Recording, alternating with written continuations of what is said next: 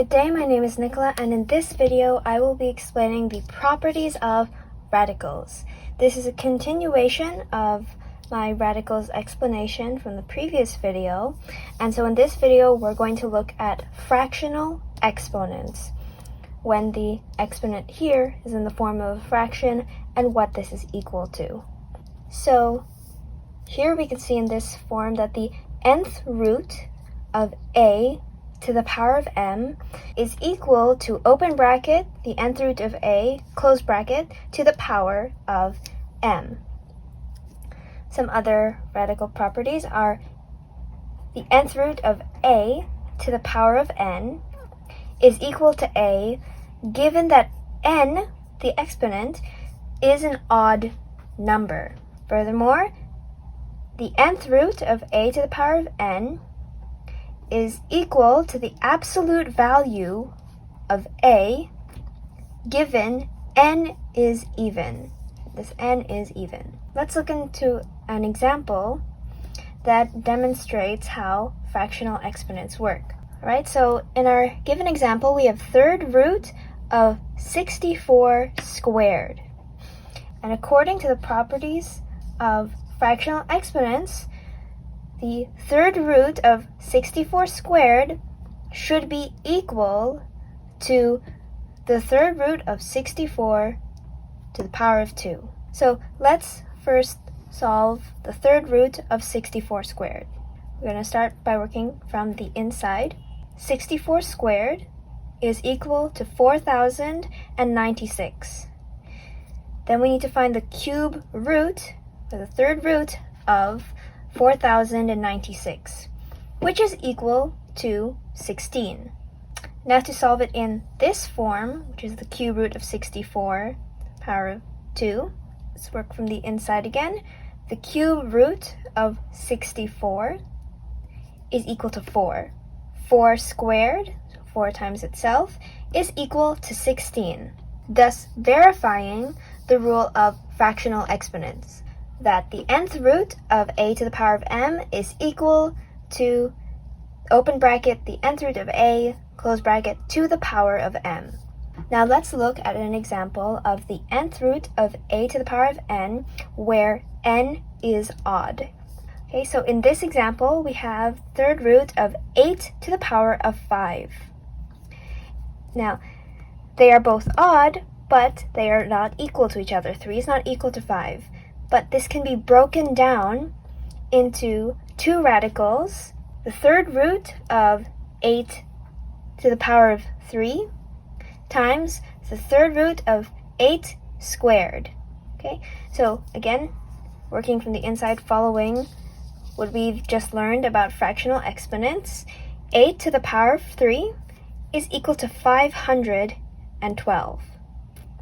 The cube root of 512 is equal to 8.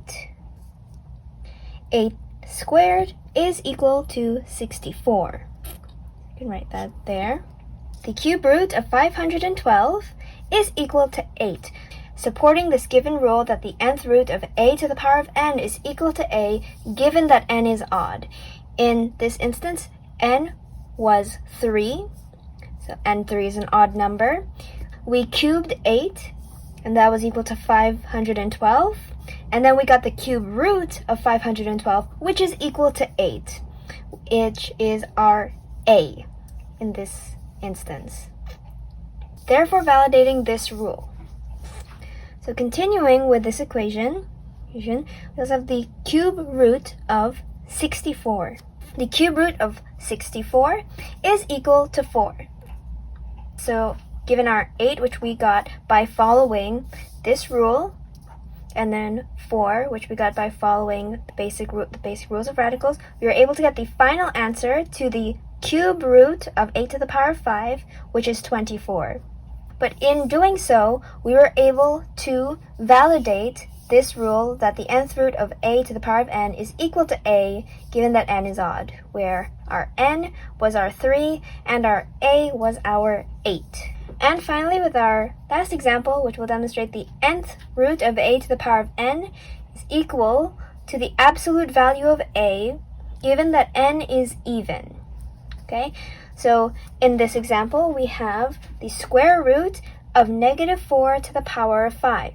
And 2 and 5 are not equal, but we can break them down into 3 radicals of square root of negative 4 to the power of 2 times the square root of negative 4 to the power of 2 times the square root of negative 4.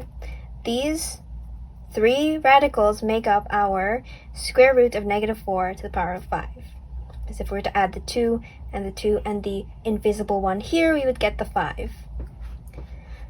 So continuing onwards, negative 4 squared is equal to 16 because you're multiplying negative 4 by itself.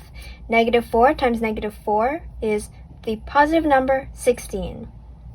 The square root of 16 is equal to 4. We get the square root from here. So the square root of negative 4 squared is equal to positive 4. Positive 4 is the absolute value of our a value. So remember from here, our a value is negative 4. And it was stated in this rule that the nth root of a to the power of n is equal to the absolute value of a, given that n is even. Here, our n is even. Our n is 2, and our a is negative 4. Thus, following this rule, this is equal to the absolute value of our a, which is negative 4, and its absolute value is 4. Okay, so continuing on with solving this.